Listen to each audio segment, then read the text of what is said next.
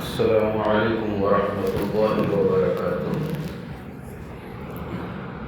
نحمده ونصلي على رسوله الكريم اما بعد، قال الله تبارك وتعالى: اعوذ بالله من الشیطان الرجیم، بسم اللہ الرحمن الرحیم۔ سبحان الذي اسرى بعبده ليلا من المسجد الحرام الى المسجد الاقصى الذي باركنا حوله لنريه من آياتنا إنه هو السميع البصير۔ صدق الله العظيم۔ بسم الله الرحمن الرحيم۔ رب اشرح لي صدري ويسر لي أمري واحلل عقدة من لساني يفقهوا قولي۔ بسم الله الرحمن الرحيم۔ درود شریف پڑھیے، اللهم صل على محمد وعلى آل محمد كما صليت على إبراهيم وعلى آل إبراهيم إنك حميد مجيد۔ اللهم بارك على محمد وعلى آل محمد كما باركت على إبراهيم وعلى آل إبراهيم إنك حميد مجيد۔ محترم بزرگوں، دوستوں اور عزیز ساتھیوں، اللہ تبارک و تعالیٰ کا لاکھوں شکر و احسان ہے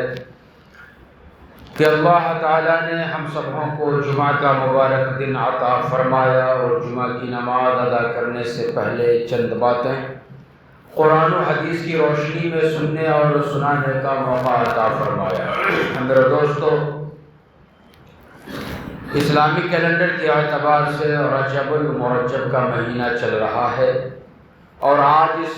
مہینے کا یہ دوسرا جمعہ ہے۔ میرے دوستو، ابھی میں نے خطبے میں قرآن کریم کی 15ویں پارے کی پہلی آیت تلاوت کی۔ اس آیت میں اللہ تبارک و تعالی نبی کریم صلی اللہ علیہ وسلم کے ایک مبارک معجزہ کا ذکر فرمایا ہے، جس کو ہم اور آپ معراج کے نام سے جانتے ہیں۔ تو انشاءاللہ آج کے جمعہ میں انہی باتوں کے اوپر گفتگو کروں گا، اور ساتھ ہی یہ بتانے کی بھی کوشش کروں گا کہ ان تمام واقعات سے ہم مسلمانوں کو کیا سبق ملتا ہے، اور یہ سفر معراج نبی کریم صلی اللہ علیہ وسلم کو کس وجہ سے کرایا گیا، وجہ کیا تھی کرانے کی۔ ان تمام چیزوں کے اوپر انشاءاللہ ہم اور آپ گفتگو کریں گے، سنیں گے۔ میری اللہ تبارک و تعالیٰ سے یہ دعا ہے کہ اللہ مجھے قرآن و حدیث کی روشنی میں صحیح کہنے کی توفیق عطا فرمائے، اور جو بھی باتیں کہی جائیں ان تمام باتوں کو سمجھنے اور اس کے اوپر عمل کرنے کی مجھے بھی اور تمام سامعین کو بھی عمل کرنے کی توفیق عطا فرمائے۔ آمین ثم آمین۔ میرے دوستو، نبی کریم صلی اللہ علیہ وسلم کو معراج کا سفر کیوں کرایا گیا، سب سے پہلے اس کے اوپر گفتگو کرتے ہیں۔ لیکن اس سے پہلے ایک چیز آپ یاد رکھیے کہ جب انسان دنیا میں حج یا عمرے کا سفر کرتا ہے تو وہ سفر دو طریقوں کے اوپر مشتمل ہوا کرتا ہے، یعنی وہ سفر کا دو حصہ ہوتا ہے۔ پہلا حصہ ہوتا ہے گھر سے لے کر کے ایئرپورٹ تک کا، اور دوسرا حصہ ہوتا ہے ایئرپورٹ سے لے کر کے بیت اللہ کا، اگر ہم مکہ جا رہے ہیں تو وہاں کا، یا پھر مدینے کا۔ اگر ہم ان سفر کے اوپر غور کریں گے تو پتہ یہ چلے گا کہ پہلا جو حصہ ہے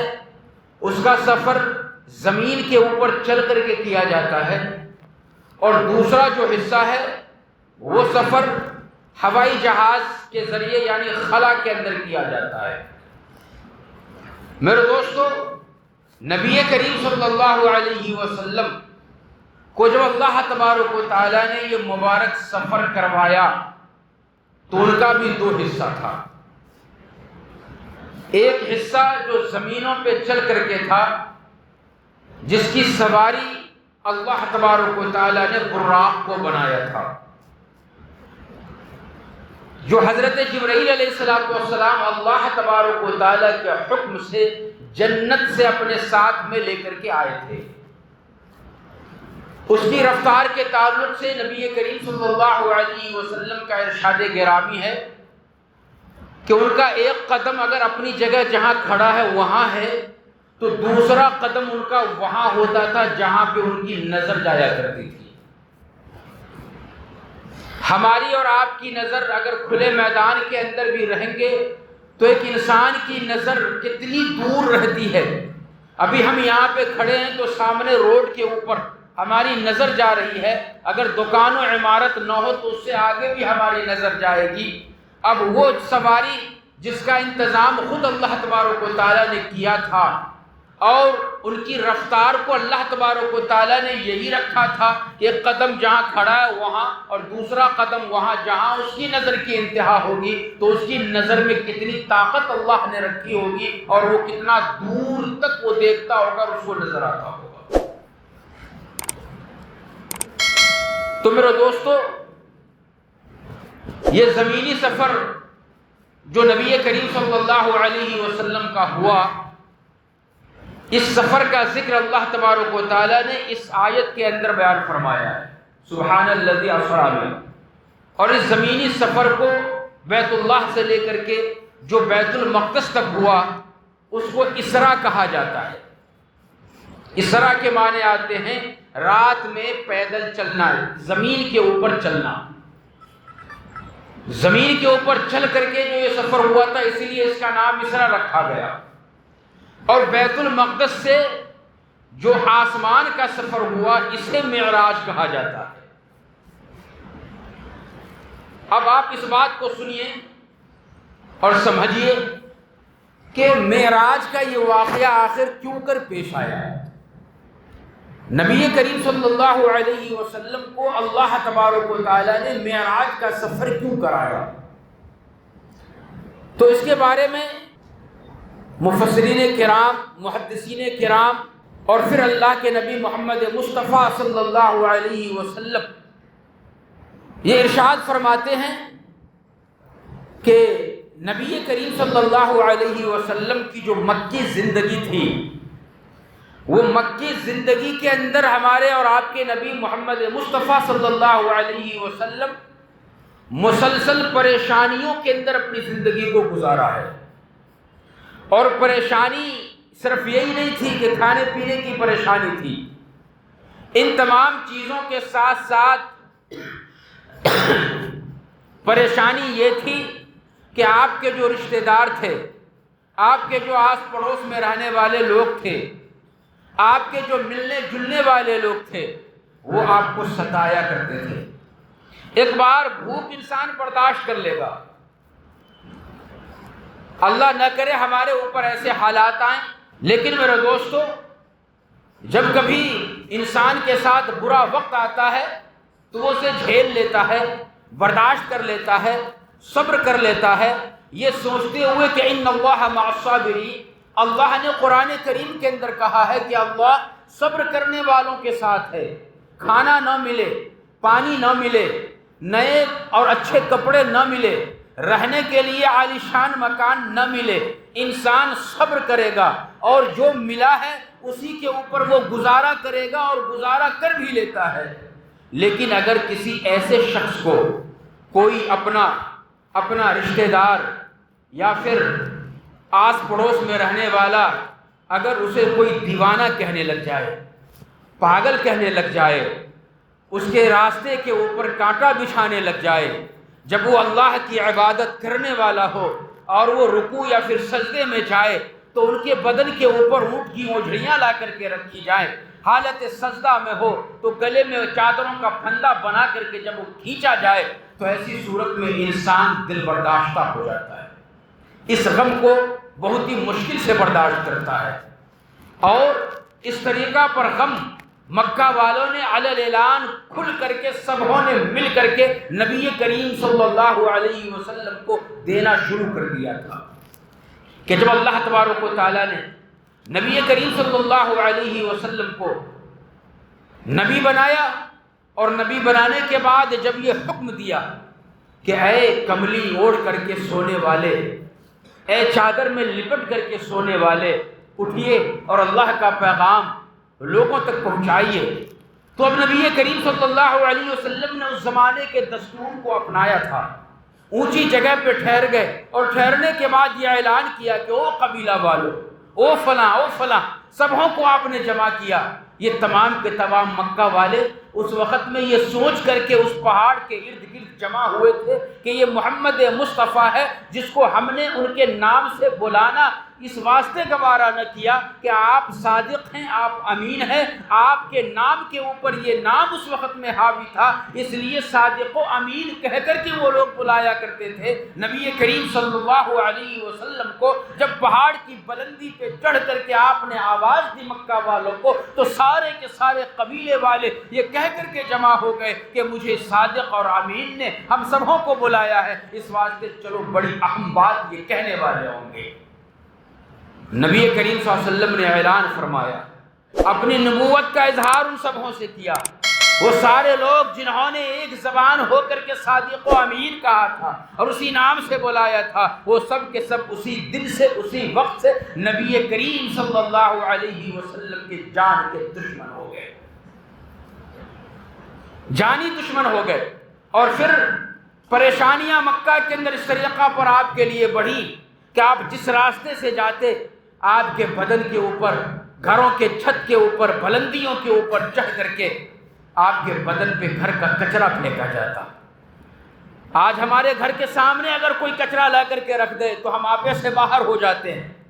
نبی کریم صلی اللہ علیہ وسلم نے اس دکھ کو، اس تکلیف کو برداشت کیا اور قیامت تک آنے والے انسانوں کو یہ سبق دیا کہ اگر جس سماج میں تم رہ رہے ہو، اس سماج میں رہ کر کے اگر تمہارے پڑوسیوں سے، تمہارے رشتہ داروں سے کچھ غلطیاں جان بوجھ کر کے یا پھر انجانے میں ہو، تو تم ہمارے اس اخلاق کو سیکھو جیسا ہم نے صبر کیا ہے، اس یقین کے ساتھ کہ اللہ ہمارا ساتھ ضرور دے گا۔ جو لوگ آج ہمارے ستانے والے ہیں وہ انشاءاللہ آنے والے دنوں میں اس اسلام سے متاثر ہو کر کے اسلام میں ضرور داخل ہوں گے۔ اس واسطے نبی کریم صلی اللہ علیہ وسلم نے خود صبر کیا اور صبر کا پیغام قیامت تک آنے والے انسانوں کو دیا۔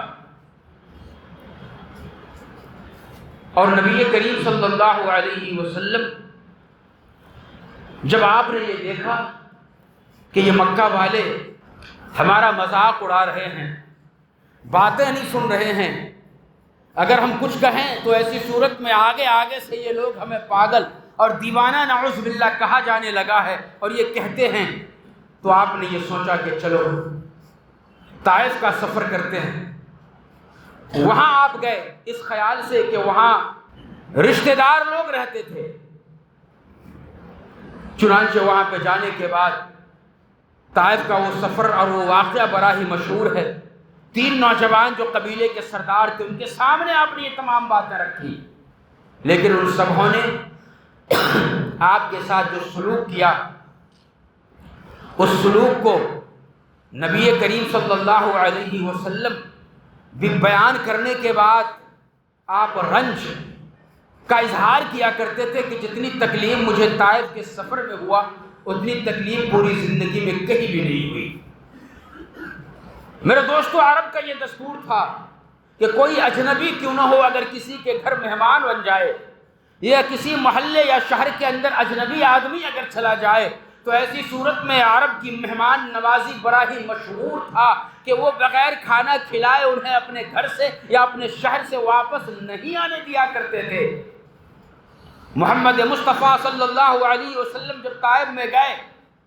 دوپہر کا وقت تھا، گرمی کی شدت تھی، پیاس آپ کو لگ رہی تھی، بھوک نے آپ کو ستایا ہوا تھا، یہ لوگ کھانا تو دور پانی تک کو نہ پوچھا اور پھر یہ کہہ دیا کہ اگر میں آپ کی بات کو ہرگز نہیں مانتا، اور تینوں کے تینوں سرداروں نے طائف کا مکمل طور پہ انکار کر دیا، اور پھر ساتھ میں یہ بھی کہا کہ یہ جو اوباش لڑکے تھے اس وقت میں شہر طائف کے ان سبھوں کو یہ کہہ کر کے نبی کریم صلی اللہ علیہ وسلم کے پیچھے چھوڑ دیا کہ نعوذ باللہ یہ دیوانہ ہے، ان کے پیچھے تم جاؤ اور انہیں شہر سے باہر چھوڑ کر کے آؤ۔ خدا کی قسم میرے دوستو، آج اگر ہمارے محلے میں اگر کوئی آدمی کوئی چیز سے کوئی چڑھتا ہو، اگر وہ چڑھن والے الفاظ کا ذکر اگر ان کے سامنے کرتے تو ایسی صورت میں ہم جو ہے لکڑیاں لے کر کے اور نہ جانے کیا کیا لے کر کے ہم پیچھے دوڑتے ہیں، بھگاتے ہیں، مارنے کی کوشش کرتے ہیں۔ لیکن میرے دوست ایک اجنبی شہر کے اندر جہاں کوئی جان پہچان والا نہیں ہے، وہاں پہ جب اس طریقہ پر تانے دیا جائے اور پھر اس کے بعد میرے دوستو تانے کے ساتھ ساتھ ان کے اوپر پتھروں کی بارش کی جائے، اس طریقہ پر بارش کی جائے کہ آپ بے ہوش ہو کر کے نیچے زمین پہ گر پڑیں، تو ایسی صورت میں آپ کو کتنی تکلیف پہنچی ہوگی۔ اور وہ تکلیف تو اس وقت میں اور زیادہ بڑھ جاتی ہے کہ جب اپنا کوئی غم خسار انسانوں میں نہ ہو کہ جس کو اپنے دل کی بات جا کر کے ہم سنا سکیں۔ اسی سال آپ کی بیوی اماں جان سیدہ خدیجہ الکبریٰ رضی اللہ تعالی عنہا کا انتقال ہو چکا تھا، جن کو آپ اپنے دل کی بات سنایا کرتے تھے۔ پھر اسی سال میں آپ کے چاچا ابو طالب کا بھی انتقال ہو گیا، جو ہر محاذ پہ آپ کا ساتھ دیا کرتے تھے۔ اس واسطے نبی کریم صلی اللہ علیہ وسلم ان تمام ستانے والوں کو تو کچھ نہیں کہا، لیکن اللہ تبارک و تعالیٰ کے سامنے آپ نے یہ دعا کی کہ اللہ تبارک و تعالیٰ کیا آپ مجھ سے ناراض ہو؟ اگر آپ مجھ سے ناراض ہیں تو ایسی صورت میں اس وقت تک آپ کے ساتھ رہوں گا اور اس وقت تک میں آپ کے لیے آپ کے سامنے ہاتھ اٹھاؤں گا جب تک آپ ہمارے سے خوش نہ ہو جائے اور ہماری دعا کو قبول نہ فرما لیں۔ نبی کریم صلی اللہ علیہ وسلم کا اس طریقہ پر مصائبوں میں گھر کر کے اللہ تبارک و تعالیٰ کے سامنے رجوع ہونا، اللہ تبارک و تعالیٰ کو سے دعا کرنا، تمام قیامت تک آنے والے انسانوں کو اللہ تبارک و تعالیٰ نے یہ درس دے دیا کہ مسلمانوں اور دنیا میں رہنے والے انسانوں، اگر تمہارے اوپر مصیبتیں آ جائے، اگر تم سے اپنا خفا ہو جائے، اگر تمہارے اپنے تمہیں گھر سے دور کر دیں، بے گھر کر دیں، کچھ بھی مصیبتیں آ جائے، تم ہر حال میں اللہ تبارک و تعالیٰ کا سہارا لینا، اللہ سے مانگنا، وہ اللہ تبارک و تعالیٰ ضرور تمہاری دعا کو قبول فرمائے گا۔ اور ایسے مصیبت کے وقت میں مصیبت کو دور کرنے کے لیے اللہ تبارک و تعالیٰ تمہارا ہر موڑ پہ مدد فرمائے گا اور اس مصیبت سے تمہیں نکالے گا۔ جب محمد مصطفیٰ صلی اللہ علیہ وسلم نے اللہ تبارک و تعالیٰ سے دعا کی تو پھر اللہ تبارک و تعالیٰ نے آسمان کے فرشتوں کو بھیج دیا، پہاڑوں کے فرشتے بھی حاضر ہوئے، ہواؤں کے فرشتے بھی حاضر ہوئے اور آ کر کے محمد مصطفیٰ صلی اللہ علیہ وسلم سے ارشاد فرمایا کہ میرے محبوب محمد مصطفیٰ صلی اللہ علیہ وسلم، اللہ تبارک و تعالیٰ نے مجھے بھیجا ہے، اگر آپ حکم دیں، اللہ تبارک و تعالیٰ آپ کی اجازت لینے کو بھیجا ہے، اگر آپ اجازت دیں تو ایسی صورت میں یہ طائف والے جنہوں نے آپ کو لہو لہان کر دیا، بے ہوش کر دیا، زمین پہ آپ گر گئے، اس طریقہ پر آپ کو ان لوگوں نے تکلیفیں دی، اگر آپ کہیں تو ایسی صورت میں دو پہاڑوں کے بیچ میں ان طائف والوں کو مکمل طور پہ ہمیشہ کے لیے ختم کر دوں۔ اب نبی کریم صلی اللہ علیہ وسلم یہاں سے دوسرا سبق قیامت تک آنے والے مسلمانوں کو دے رہے ہیں۔ اللہ کی مدد فرشتوں کے ذریعے سے آئی، فرشتے یہ اختیار دے رہے ہیں کہ آپ اجازت دو تو طائف والوں کو ہمیشہ کے لیے ختم کر دیں گے، لیکن نبی کریم صلی اللہ علیہ وسلم نے ارشاد فرمایا وَمَا أَرْسَلْنَاكَ إِلَّا رَحْمَةً لِّلْعَالَمِينَ کہ اللہ تبارک و تعالیٰ نے مجھے پوری دنیا جہان کے لیے رحمت بنا کر کے بھیجا ہے، میں ان لوگوں کے لیے بد دعا ہرگز نہیں کروں گا۔ نبی کریم صلی اللہ علیہ وسلم وہ مشرکین جو ایک اللہ کی عبادت کرنے والے نہیں تھے، ان سبوں نے آپ کو تکلیف دی تو آپ نے فرشتوں سے یہ کہا کہ میں بد دعا نہیں کروں گا، ان کی ہلاکت کے لیے میں کچھ نہیں کروں گا، ہاں البتہ ان کی ہدایت کی میں دعا کروں گا۔ یہ لوگ جو ہمارے ساتھ سلوک کر رہے ہیں ان کی وجہ یہ ہے کہ نبی کا مرتبہ کیا ہے، محمد مصطفیٰ کا مرتبہ کیا ہے، یہ ان طائف والوں کو معلوم نہیں، یہ مکہ والوں کو معلوم نہیں، یہ کفار مشرکین کو معلوم نہیں، جن کو معلوم ہے وہ تو ہمیں اپنے کاندھوں کے اوپر بیٹھانے کو تیار ہے۔ اس واسطے میں بد دعا نہیں کروں گا بلکہ ان کی ہدایت کی دعا کروں گا۔ ان واقعات سے ہم مسلمانوں کو یہ سبق ملا کہ آج اگر ہم مسلمانوں سے ذرہ برابر کسی پڑوس میں رہنے والے بھائیوں سے اگر رنجش ہو جاتی ہے، کچھ اونچ نیچ ہو گئی تو ایسی صورت میں ہم ان کے لیے بد دعا یا کلمات نکال دیتے ہیں۔ نبی کریم صلی اللہ علیہ وسلم نے اپنے عمل کے ذریعے سے منع فرمایا۔ بسا اوقات ماں باپ بھی جب ان کے چھوٹے بچے شرارت کرتے ہیں تو ان کی شرارت سے تنگ آ کر کے بد دعا یا کلمات ماں باپ نکال دیتے ہیں۔ ماں باپ کی دعا کو اللہ قبول فرماتا ہے۔ ان کی زبان سے جو نکلا بد دعا یا کلمات اگر اللہ نے اسی کو قبول فرما لیا تو پھر اولاد پھر پوری زندگی راہ راست پہ نہیں آتی۔ اس لیے میرے دوستو، اگر آپ کا بچہ آپ کو پریشان کر رہا ہے اور آپ ان کی پریشانی سے تنگ آ چکے ہیں تو آپ تنگ آ کر کے انہیں بد دعا ہرگز مت دو، بلکہ ان کے لیے دعا یا کلمات کا اظہار کرو۔ جب آپ دعا یا کلمات کہیں گے، کئی ایک ایسے واقعات ہیں ماں باپ کے پریشانی کے وقت میں، ستائے جانے کے وقت میں، جب بچے ستا رہے ہیں زبان سے انہوں نے دعا دے دی تو ایسی صورت میں اللہ نے دعا کو قبول فرمایا اور وہ مکمل طور پہ پوری زندگی کامیابیوں کے ساتھ گزار رہے ہیں۔ چونکہ ہمارا موضوع نہیں ہے اس واسطے میں واقعات وہ نہیں بولوں گا۔ تو نبی کریم صلی اللہ علیہ وسلم نے دعا دی، بد دعا نہیں دی، سبق دیا مسلمانوں کو کہ اگر تمہیں کسی سے تکلیف پہنچے تو تم ان کے لیے بد دعا مت دو، بلکہ اللہ کے اوپر بھروسہ کرو اور معاملات کو اللہ کے اوپر چھوڑ دو۔ اب میرے دوستو، اس طائف کے سفر سے آپ مکہ کے اندر آئے، تھکے ہوئے تھے۔ مکہ والوں نے بھی ستایا اور طائف والوں نے بھی ستایا۔ ہم میں سے اگر کوئی شخص پریشانیوں میں گھرا ہو اور اس مصیبت زدہ انسان کے پاس اگر کوئی اپنا جا کر کے اس کے کاندھے پہ ایسا ہاتھ رکھے، باپ اگر پریشان بیٹا کے سر کے اوپر ہاتھ رکھے، اسے اپنے سینے سے لگا لے، تو بیٹا یہ کہتا ہے کہ آج میرے باپ نے اپنے سینے سے لگا کر کے میرا غم ہلکا کر دیا۔ اگر کوئی دوست ہو، اگر آپ کے گھر میں آپ کی بیوی ہو پیار کرنے والی اور مصیبت کے وقت میں آپ کے غم کو وہ سنے، دیکھے اور آپ کا ساتھ دے، تو ایسی صورت میں انسان کا غم ہلکا ہوتا ہے اور یہ کہتا ہے کہ میں نے آپ کے سامنے جو یہ بات رکھی ہے، رکھنے کے بعد اب میں اپنے آپ کو ہلکا تصور کر رہا ہوں، مجھے سکون مل رہا ہے۔ یہی سکون نبی کریم صلی اللہ علیہ وسلم کو بھی چاہیے تھا۔ نبی کریم صلی اللہ علیہ وسلم اپنے چچا زاد بہن ام ہانی کے گھر میں رات کے اوقات میں تشریف فرما ہے اور بستر پہ آرام کرنے کے لیے لیٹے ہوئے ہیں۔ دن کا مکمل طور پہ پورا واقعہ اور مکہ کا مکمل طور پہ آپ کی جو زندگی وہاں پہ گزری تھی، نبوت کے بعد والی وہ زندگی آپ کے سامنے کھلی کتاب کی طرح ہے۔ آقا نامدار محمد عربی صلی اللہ علیہ وسلم یہ تمام چیزوں کو سوچنے کے بعد یہ کہتے ہیں کہ اے کاش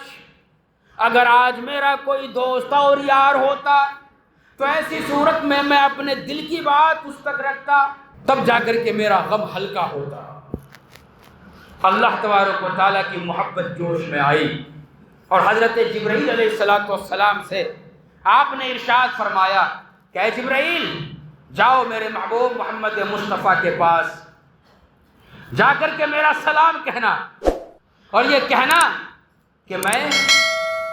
اللہ تبارک و تعالیٰ کے حکم سے آپ کے پاس آیا ہوں۔ اللہ تبارک و تعالیٰ آپ سے ملاقات کرنا چاہتے ہیں، آپ کو دلاسا دینا چاہتے ہیں۔ اس کے لیے اللہ تبارک و تعالیٰ نے آپ کے لیے سواری کا انتظام کیا ہے اور آپ کو سیدھا معراج کے اوپر لے کر کے جانا ہے، جہاں اللہ تبارک و تعالیٰ سے آپ کی ملاقات ہوگی۔ بھلا بتلائیے میرے دوست، اگر آج مصیبت زدہ آدمی کو اگر اس کا دوست سہارا بن جائے تو بہت ہی خوش ہوتا ہے، غم ہلکا ہوتا ہے، اور جس کا سہارا خود اللہ تبارک و تعالیٰ ہو جائے تو وہ کتنے خوش قسمت ہیں کہ اللہ تبارک و تعالیٰ نے ہم سب کے نبی محمد مصطفیٰ صلی اللہ علیہ وسلم کو آسمان پہ اپنے پاس بلا لیا۔ اس نبی کے ہم اور آپ امتی ہیں، ہمیں اور آپ کو احساس ہی نہیں۔ جس امتی میں آنے کے لیے حضرت موسیٰ کلیم اللہ نے اللہ تبارک و تعالیٰ سے درخواست کی تھی کہ اللہ تبارک و تعالیٰ جب نبی اور نبی کے امتی کی شان کو حضرت موسیٰ علیہ السلام نے سنا تو وہ یہ تمنا کرنے لگے کہ اے کاش مجھے نبوت نہیں ملی ہوتی اور میں محمد مصطفیٰ کا امتی بن جاتا۔ یہ تمنا انبیاء کرام کی تھی۔ اس نبی کے امتی اللہ تبارک و تعالیٰ نے ہمیں اور آپ کو بنایا ہے۔ اتنا بڑا مرتبہ ہے نبی کریم صلی اللہ علیہ وسلم کا میرے دوستو اللہ تبارک و تعالیٰ کے پاس، کہ اللہ تبارک و تعالیٰ نے خود اپنے سواری حضرت جبرائیل کو دے کر کے بھیجے کہ جاؤ میرے محبوب کو لے کر کے آؤ۔ حضرت جبرائیل علیہ السلام 70,000 فرشتوں کے ساتھ نبی کریم صلی اللہ علیہ وسلم کے خدمت اقدس میں جب حاضر ہو رہے ہیں تو آپ عام دروازے سے نہیں آئے، جو گھر کا دروازہ پہلے سے بنا ہوا تھا نہیں، بلکہ وہ طریقہ اختیار کیا گیا جو طریقہ اللہ تبارک و تعالیٰ نے حضرت عیسیٰ علیہ السلام کو زندہ آسمان پہ اٹھانے کے لیے اپنایا تھا، کہ در کے گھر کا چھت کو اللہ نے کھولا اور وہیں سے حضرت عیسیٰ علیہ السلام کو آسمان کے اوپر بلا لیا۔ نبی کریم صلی اللہ علیہ وسلم کو جب آسمان پہ لے کر کے آنا ہے تو اللہ تبارک و تعالیٰ نے حضرت جبرائیل سے کہا کہ عام دروازے کا استعمال نہیں کرنا بلکہ گھر کے چھت کو کھولنا ہے اور وہیں سے سیدھا حجرے کے اندر جانا ہے، تاکہ قیامت تک آنے والے لوگوں کو یہ پتہ چلے کہ جب یہ سفر ہوگا تو سفر میں عام دروازے کا جب استعمال نہیں کیا گیا، خاص دروازہ بنایا گیا، تو اس کے اندر جو جو واقعات پیش آئیں گے وہ بھی مکمل طور پہ خاص ہوگا اور لوگوں کو سمجھنے کے لیے ہوگا۔ لہٰذا میرے دوستو یہ نبی کریم صلی اللہ علیہ وسلم کا مرتبہ جو اللہ نے اپنے پاس بلا کر کے دیا ہے، اسی نبی کے ہم اور آپ امتی ہیں۔ اللہ اس بات کو سمجھنے کی ہم سبوں کو توفیق عطا فرمائے، آمین۔ وآخر دعوانا الحمدللہ رب العالمین۔ اس کے علاوہ بھی معراج سے ہم سبوں کو کیا سبق ملا، انشاءاللہ ان تمام باتوں کا ذکر آنے والے جمعہ میں بھی کیا جائے گا۔ اللہ ہم سبوں کو عمل کی توفیق عطا فرمائے۔